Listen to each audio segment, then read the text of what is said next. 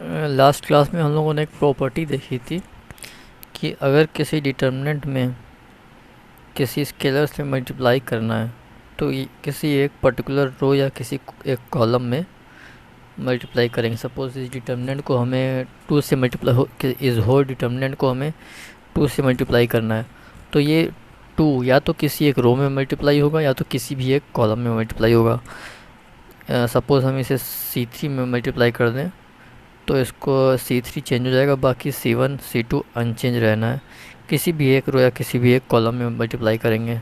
इस 2 को हम C3 में मल्टीप्लाई कर दें, 2 इंटू 3, 2 इंटू 1, 2 इंटू 2, तो ये डिटर्मिनेंट की वैल्यू इक्वल होगी किसके, इस डिटर्मिनेंट की वैल्यू निकाल के हम अगर 2 से मल्टीप्लाई करें तो ये दोनों ही वैल्यू इक्वल आएंगी। उसी तरह से अगर हम डिटर्मिनेंट में से किसी नंबर को या फिर किसी स्केलर को कॉमन लेना चाहते हैं तो भी हम किसी एक पर्टिकुलर रो या किसी एक पर्टिकुलर कॉलम से एक कॉमन निकालेंगे। सपोज़ एक में डिटर्मिनेंट है 1 1 2 6 18 21 1 0 5। अब C2 जो है, C2 में हमें 3 कॉमन दिख रहा है कि 3 के मल्टीपल है सारे। तो अगर हम इस 6 को क्या लिख सकते हैं, 3 इंटू 2, 18 को 3 इंटू 6, 21 को 3 इंटू 7, तो सब में 3 है। तो हम इस C2 में से 3 को कॉमन ले सकते हैं। तो अगर पूरे डिटर्मिनेंट में से किसी भी एक नंबर कॉमन लेना है तो वो हम किसी भी पर्टिकुलर रो या किसी भी एक पर्टिकुलर कॉलम से कॉमन लेंगे। तो यहाँ हमें 3 सभी इस C3 के जितने भी एलिमेंट हैं इन सब में मुझे 3 कॉमन दिख रहा है। तो हम C3 से 3 कॉमन ले सकते हैं। तो ये अब बन जाएगा 3, हमने कॉमन ले लिया आउटसाइड डिटर्मिनेंट के। 1 1 2 कॉमन लिया है हमने, C2 से कॉमन लिया है, C2 के सारे एलिमेंट में 3 कॉमन है। तो C2 के सारे एलिमेंट से 3 कॉमन लिया, तो 3 कॉमन लिया, तो यहाँ 3 इंटू 2, 2 यहाँ आ जाएगा। 3 कॉमन लिया तो क्या बचा 6, 21 में से 3 कॉमन लिया तो क्या बचा 7। अब जैसे इस स्केलर को हमें मल्टीप्लाई करने C2 में, तो हमें वापस ये मिल जाएगा 3 इंटू 2 6, 3 इंटू 6 18, 3 इंटू 7 21, और ये C3 तो अनचेंज रहेगा। तो इस तरीके से मल्टीप्लाई करना है अगर, तो किसी भी एक पर्टिकुलर रो या किसी भी एक पर्टिकुलर कॉलम में मल्टीप्लाई करेंगे। और कॉमन भी अगर लेना है तो हम किसी भी एक रो या किसी भी एक कॉलम से उस नंबर को कॉमन ले सकते हैं। कुछ एग्जांपल देखते हैं। सपोज़ एक डिटर्मिनेंट है जिसकी एंट्रीज़ हैं A B C, A plus 2x, B plus 2y, C plus 2z, XYZ। हमें प्रूफ करना है कि डिटर्मिनेंट की वैल्यू क्या है, 0 है। तो हमने एक प्रॉपर्टी पढ़ी थी कि अगर किसी एलिमेंट किसी रो या कॉलम में टर्म्स एडिशन और सब्ट्रैक्शन में है तो हम उसे 2 डिफरेंट मैट्रिक्स में स्प्लिट कर सकते हैं। इसे क्या है, R3 R2 जैसे एडिशन है 2 टर्म्स का, A 2x, B 2y, C 2z। तो हम इसे 2 डिटर्मिनेंट में स्प्लिट कर सकते हैं। किस तरीके से, ये स्प्लिट हो जाएगा इस तरीके से, A B C। पहले डिटर्मिनेंट में हम इसके पहले टर्म को रखेंगे A B C R3 XYZ, plus दूसरे डिटर्मिनेंट में हम इसके दूसरे टर्म्स को रखेंगे 2x 2y 2z, 2x 2y 2z XYZ। अब इस डिटर्मिनेंट में हम एक प्रॉपर्टी लगा सकते हैं, क्या दिख रही है हमें कि R1 और R2 क्या है, आइडेंटिकल है। तो जो 2 रो आइडेंटिकल होते हैं तो इस डिटर्मिनेंट की वैल्यू क्या हो जाती है, 0। अब यहाँ भी हम एनालाइज कर सकते हैं कि R2 और R3 दोनों प्रोपोर्शन में है। R3 भी x/y/z रेशियो में है, R2 भी x/y/z रेशियो में है। तो ये R2 और R3 प्रोपोर्शन में है, तो इसलिए इनके भी डिटर्मिनेंट की वैल्यू 0 होगी। तो रिजल्टेंट भी हमारा क्या आ गया, 0। इस तरीके से प्रॉपर्टी को यूज़ करके हम डिटर्मिनेंट को बिना एक्सपेंड किए, बिना वो साइन कन्वेंशन यूज़ किए डिटर्मिनेंट को हम इवैल्यूएट कर सकते हैं। नेक्स्ट एग्जांपल लेते हैं। ये डिटर्मिनेंट की 3/3 ऑर्डर का डिटर्मिनेंट है, हमें इसको प्रूफ करना है कि इसकी वैल्यू 0 होगी। एंट्रीज हैं ए प्लस बी, ए प्लस बी प्लस सी, 2a, 3a, 3a plus 2b, 6a plus 3b, 4a plus 3b plus 2c, 10a plus 6b plus 3c। Sorry, zero नहीं, हमें इस डिटर्मिनेंट की वैल्यू प्रूफ करनी है कि इस डिटर्मिनेंट की वैल्यू a क्यूब आएगी। विदाउट एक्सपेंशन हमें प्रॉपर्टीज़ को यूज़ करते हुए या फिर एलिमेंट्री ऑपरेशन को यूज़ करते हुए इसे हमें प्रूफ करना है कि इस डिटर्मिनेंट की वैल्यू a क्यूब होगी। अब डिटर्मिनेंट को बिना एक्सपेंड किए साइन कन्वेंशन के, तो हम डिटर्मिनेंट में एक्सपेंड करना इजी कब होगा, जब डिटर्मिनेंट में मैक्सिमम नंबर ऑफ़ ज़ीरोज़ होंगे, तो हमें डिटर्मिनेंट को एक्सपेंड करना इजी होगा। तो जब भी डिटर्मिनेंट को सॉल्व करना होगा तो हम कोशिश ये करेंगे कि हम उसमें मैक्सिमम नंबर ऑफ़ ज़ीरोज़ बना सकें। जितने ज़ीरोज़ होंगे डिटर्मिनेंट में, उसको इवैल्यूएट करना उतना ही आसान होगा। तो अब हम अगर यहाँ R1 को देखा जाए तो हम यहाँ 0 बना सकते हैं। किस तरीके से, अगर हम R2 माइनस 2R1 कर दें तो 2a माइनस 2 इंटू दिस 0 ये हो सकता है। अगर हम R3 माइनस इसमें 3 मल्टीप्लाई कर दें, R3 minus 3 times of R1, तो यहाँ 0 हो जाएगा। हमें पूरे डिटर्मिनेंट में दो जगह दो वैल्यू 0 मिल जाएंगी, दो वैल्यू 0 मिल जाएंगी। तो अगर हम C1 के अलॉन्ग फिर उस डिटर्मिनेंट को एक्सपेंड करेंगे तो हमें सिर्फ एक एलिमेंट को पकड़ के उसके जो रिड्यूस में डिटर्मिनेंट बनेगा उसे सॉल्व करना होगा। बाकी दो एलिमेंट तो 0 हैं, इन्हें सॉल्व करने की ज़रूरत नहीं है। तो जितना ज़्यादा डिटर्मिनेंट में 0 होगा उतना ही ज़्यादा आसान होगा उसे इवैल्यूएट करना। तो ऑपरेशन परफॉर्म करते हैं 0 बनाने के लिए। R2 को चेंज कर रहे हैं हम, R2 minus twice of R1, और R3 को चेंज कर रहे हैं हम, R3 minus thrice of R1। इस ऑपरेशन को हम परफॉर्म करते हैं। R2 R1 अनचेंज रहना है, R1 अनचेंज रहना है,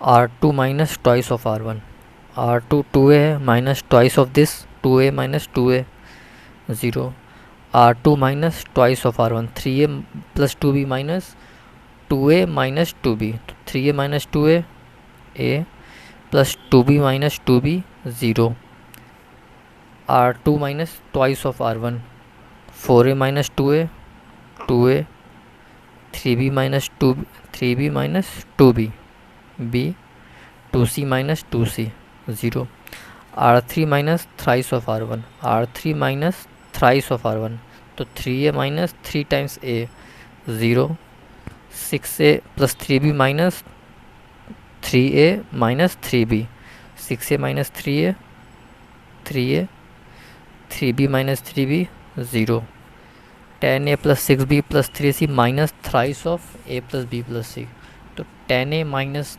3a 7a plus 6b minus 3b 3b, 3c minus 3c 0। इस डिटर्मिनेंट को और अच्छे से लिख लेते हैं 0 को एलिमिनेट करके, a 0 0 a plus b a plus b plus c, a 3a 2a plus b 7a plus 3b। अब इसमें अगर हम एक और 0 बना सकते हैं, जैसे 3a यहाँ a है, अगर हम R3 minus thrice of R2 कर दें तो हमें यहाँ फिर 0 मिल जाएगा। तो हमारा डिटर्मिनेंट सॉल्व करना और इजी हो सकता है। तो मैं इस डिटर्मिनेंट में इवैल्यूएट करते वक्त जितना मैक्सिमम हम उसमें 0 बना सकते हैं बनाने की कोशिश करेंगे। तो परफॉर्म करते हैं R3 changes to R3 minus thrice of R2, R3 को हम चेंज कर रहे हैं कैसे, R3 minus thrice of R2। R1 unchange रहना है, R2 भी अनचेंज रहना है। R3 minus thrice of R2, 0 minus thrice of 0, 0। 3A minus 3 times of A, 3A minus 3A, 0। 7A minus 3 times of 2A, 7A minus 6A, A plus 3B minus thrice of B, 0। अब ये इस determinant को हम evaluate करते हैं। हम C1 के along हम उस रो या कॉलम के अलॉन्ग एक्सपेंड करेंगे जिसके along maximum number of zeros होंगे। तो इस डिटर्मिनेंट को इवैल्यूएट करने के लिए हम C1 के अलॉन्ग एक्सपेंड करना चाहेंगे। और साइन कन्वेंशन हमारा क्या था, 3/3 ऑर्डर के डिटर्मिनेंट को एक्सपेंड करने के लिए plus minus plus, minus plus minus, plus minus plus. C1 को हम इसके अलॉन्ग एक्सपेंड करना चाहते हैं तो हम साइन कन्वेंशन क्या ध्यान में रखेंगे, प्लस माइनस प्लस। तो हम पहला एलिमेंट उठाते हैं A, प्लस के साथ एक डिटर्मिनेंट बनेगा। उसकी एंट्रीज कैसे बनेंगी, जिस एलिमेंट को हमने उठाया है R1 को हटाना है, C1 को हटाना है, जो एंट्रीज बची वो यहाँ रखना है। A 2A plus B 0, A plus 0 A। Next element लेना है हमें माइनस के साथ, 0 है, 0 आना है आंसर। फिर हम नेक्स्ट एलिमेंट 0 लेना है प्लस के साथ, उसका भी आंसर 0 आना है। अब ये 2/2 ऑर्डर का डिटर्मिनेंट हो गया, इसको हमें एवेल्यूएट करना है कैसे, क्रॉस मल्टीप्लिकेशन करके। A into A square minus 0 into this 0 which is equal to A cube. तो हमने ये डिटर्मिनेंट की वैल्यू हमें क्या प्रूफ करनी थी, A क्यूब, और हमारा LHS RHS के इक्वल आ चुका है। तो ये हमने प्रॉपर्टीज़ या फिर एलिमेंट्री ऑपरेशन को यूज़ करते हुए इस डिटर्मिनेंट को इवैल्यूएट किया। नेक्स्ट एग्जांपल देखते हैं। हमें एक डिटर्मिनेंट दिया हुआ है जिसको हमें बिना एक्सपेंड किए प्रूफ करना है कि इस डिटर्मिनेंट की वैल्यू 0 है। उसकी एंट्रीज हैं x plus y, y plus z, z plus x. R2 में एलिमेंट हैं z, x, y, R3 में है 1 1 1। अब हमें इस डिटर्मिनेंट को बिना डायरेक्ट एक्सपेंशन का यूज़ किए, प्रॉपर्टीज़ को यूज़ करते हुए हमें प्रूफ करना है कि इस डिटर्मिनेंट की वैल्यू 0 है। तो इस डिटर्मिनेंट में हमें अगर ऐसा हमें कुछ कॉमन मिल जाए, अगर कोई नंबर किसी पर्टिकुलर रो में सारे में हो या पर्टिकुलर किसी कॉलम में हो, तो हम उससे आउटसाइड डिटर्मिनेंट ले सकते हैं और 1 1 1 एंट्रीज बचेंगी। तो जिस रो में एंट्रीज 1 1 बचेंगी और हम R3 से कंपेयर करेंगे तो दो रो हमारी आइडेंटिकल हो जाएंगी। तो हम जब दो रो आइडेंटिकल होती हैं तो डिटर्मिनेंट की वैल्यू ऑटोमेटिक 0 हो जाती है। तो ऐसा कुछ करने की सोचते हैं हम। अब यहाँ x प्लस वाई है, y प्लस जेड है, z प्लस एक्स है। अगर हम R1 और R2 को ऐड कर दें तो R1 में सारी entries x plus y plus z मिलेंगी, x plus y plus z, x y plus z plus x, z plus x plus y. अब अगर R1 में सारी element x plus y plus z हो गई तो हम R1 में से x plus y plus z common ले सकते हैं। फिर क्या बचेगा यहाँ 1 1 1। तो 1 1 जब यहाँ बचेगा तो हमारा R1 और R3 आइडेंटिकल हो जाएगा, तो हमारा डिटर्मिनेंट भी 0 हो जाएगा। इस प्रोसेस को परफॉर्म करते हैं, हम ऑपरेशन लगाते हैं।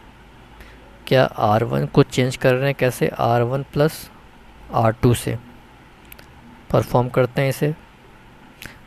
R1 changes to R1 plus R2, x plus y plus z, x plus y plus z, y plus z plus x which is also x plus y plus z, z plus x plus y which is also x plus y plus z. और R2 unchange रहना है, R3 1 1 1। अब हम R1 में से x plus y plus z को common ले लेते हैं, x plus y plus z को R1 में से कॉमन लेते हैं। तो हमारे पास R1 में क्या बचेगा 1 1 1, R2 z x y 1 1 1। तो हमने क्या देखा कि हमारी दो रो आइडेंटिकल हो चुकी हैं, R1 और R R three R one R three. तो हमारी प्रॉपर्टी क्या कहती है कि अगर किसी डिटर्मिनेंट में कोई दो रो आइडेंटिकल हो जाते हैं, उस डिटर्मिनेंट की वैल्यू ज़ीरो हो जाती है। तो ये x plus y plus z into इस डिटर्मिनेंट की वैल्यू ज़ीरो, तो रिज़ल्ट हमारा क्या आएगा, ज़ीरो। तो हमने इस डिटर्मिनेंट की वैल्यू क्या निकाली, ज़ीरो, बिना है डायरेक्ट एक्सपेंशन किए, प्रॉपर्टीज़ को यूज़ करते हुए हमने इसे एवेल्यूएट किया। नेक्स्ट एग्जांपल लेते हैं। हमारे पास डिटर्मिनेंट है 3/3 ऑर्डर का, जिसकी एंट्रीज है 1 1 1 A B C B C C A B. हमें विदाउट डायरेक्ट एक्सपेंशन को यूज़ करते हुए हमें डिटर्मिनेंट को इवैल्यूएट करना है। डिटर्मिनेंट को इवैल्यूएट करते वक्त इजी कब होगा, जब उस डिटर्मिनेंट में maximum number of zero available होंगे। तो अगर डिटर्मिनेंट में हमें 1 दिखे किसी भी पर्टिकुलर रो या किसी भी पर्टिकुलर कॉलम में, तो हम उसको यूज़ करते हुए आसानी से 2 ज़ीरो बना सकते हैं। कैसे, C1 में हमारे 1 1 1 सारे एलिमेंट 1 हैं। अगर हम R2 माइनस R1 करें और R3 माइनस R1 करें, 1 माइनस 1 ज़ीरो, 1 माइनस 1 ज़ीरो, तो हम अपने डिटर्मिनेंट में 2 जगह ज़ीरो ला सकते हैं। और 2 जगह ज़ीरो आने से C1 एलिमेंट में 2 ज़ीरो हो जाएंगे, एक एलिमेंट बचेगा यहाँ, तो हम C1 के अलॉन्ग डिटर्मिनेंट को ईज़िली एक्सपेंड कर सकते हैं। तो हमारा डिटर्मिनेंट एक्सपेंड करना ईजी हो जाएगा। तो एक्सपेंड करने से पहले हम यही ट्राई करेंगे कि मैक्सिमम नंबर ऑफ़ ज़ीरोज़ हम उस डिटर्मिनेंट में बना सकें।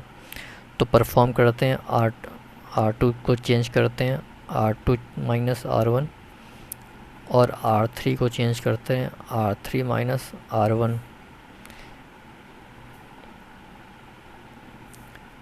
वह R1 तो अनचेंज रहेगा,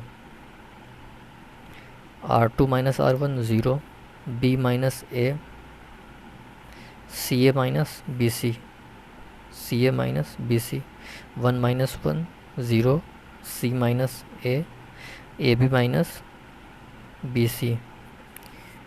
ये डिटर्मिनेंट क्या हो जाएगा, ये 1 A BC zero, B minus A। यहाँ से अगर हम C कॉमन लें, माइनस C कॉमन लें, तो क्या हो जाएगा, B माइनस A।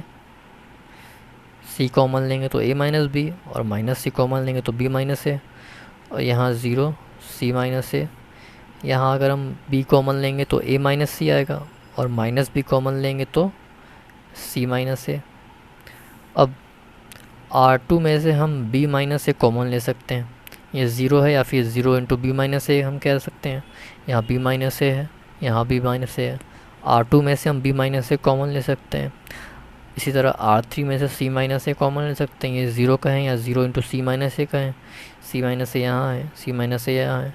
तो R1 से B माइनस A और R3 से C माइनस A R3 से कॉमन लेके बाहर लेते हैं डिटर्मिनेंट के। तो ये डिटर्मिनेंट के बाहर हमारा B माइनस A आएगा और C माइनस A आएगा।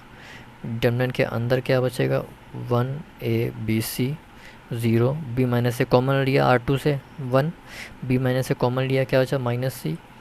यहाँ R3 से C माइनस A कॉमन लिया zero, C minus A common लिया, यहाँ 1 बचा, C माइनस A कॉमन लिया, क्या बचा, माइनस B। अब इस डिटर्मिनेंट को इवैल्यूएट करना ईजियर है इस डिटर्मिनेंट को डायरेक्ट एक्सपेंशन से। तो अब इसको हम C1 के अलॉन्ग एक्सपेंड कर सकते हैं, किस साइन कन्वेंशन के साथ, प्लस माइनस प्लस। तो ये B माइनस से बाहर रहना है, C माइनस से हम C1 के अलॉन्ग एक्सपेंड करते हैं।